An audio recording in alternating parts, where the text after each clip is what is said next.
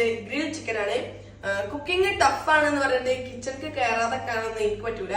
അത് നമ്മള് വീണ്ടും നമ്മുടെ ഒരു പുതിയ ഐറ്റം ആയിട്ട് നമ്മൾ വന്നിട്ടുണ്ട്. അപ്പോൾ ഇത് മാരിനേറ്റ് ചെയ്തിട്ട് 2 മണിക്കൂറായി. ഇതാണ് സാധനം. അപ്പൊ നമുക്ക് ഇതൊന്ന് എയർ ഫ്രൈ ചെയ്തെടുക്കാം. എയർ ഫ്രയറിൽ ഉണ്ടാക്കുമ്പോൾ കുറേ ഉപകാരങ്ങളുണ്ട്, അതൊക്കെ ഇപ്പം എല്ലാവർക്കും അറിയാം.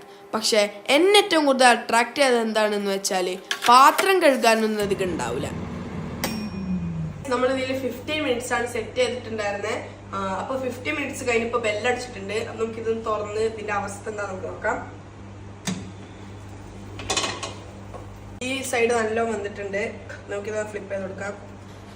കൈ നല്ലോണം ശ്രദ്ധിക്കണം, കാരണം എയർ ഫ്രയർ ആണെങ്കിലും ഗ്യാസ് അടുപ്പാണെങ്കിലും ചൂട് കൊണ്ടാ പൊള്ളും. അപ്പൊ ഗൈസ് ഇടക്കൊന്ന് തുറന്നു നോക്കി നമ്മൾ ബട്ടർ ഒന്ന് തേച്ചെടുക്കുന്നത്. ഇതിലിപ്പോ ബട്ടർ തേക്കണമെന്ന് നിർബന്ധമൊന്നുമില്ല, തീർത്തും ഓപ്ഷണലാണ്. പക്ഷെ എനിക്കിഷ്ടാണ്. ബട്ടർ ആഡ് ചെയ്തതിനു ശേഷം ഒരു 5 മിനിറ്റ് കൂടി സെറ്റ് ചെയ്തിട്ടുണ്ട്. അപ്പൊ ഗൈസ് ഇത് റെഡി ആയിട്ടുണ്ട്. ഞാനിത് കാണിച്ചു തരാം. നല്ല അടിപൊളി സ്മെല്ല് വരുന്നുണ്ട് കേട്ടോ. നമുക്കിതൊന്ന് ചൂടാറാൻ വെയിറ്റ് ചെയ്യാം. അപ്പൊ ഗൈസ് നമ്മുടെ ഐറ്റം റെഡി ആയിട്ടുണ്ട്. നമ്മുടെ ബ്രദറാണ് ഇത് ടേസ്റ്റ് ചെയ്യാൻ പോണത്. ശ്രദ്ധിച്ചിട്ടില്ലെങ്കിൽ കൈ പൊള്ളുന്ന് പറഞ്ഞ പോലെ ആക്രാന്തം കാട്ടിയ നാവും പൊള്ളും.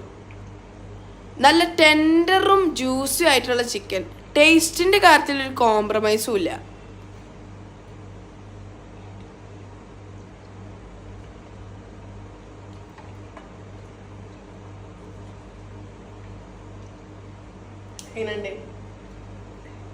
അടിപൊളി. അപ്പൊ ഗൈസ് ഇത് ഐറ്റം അടിപൊളിയായി.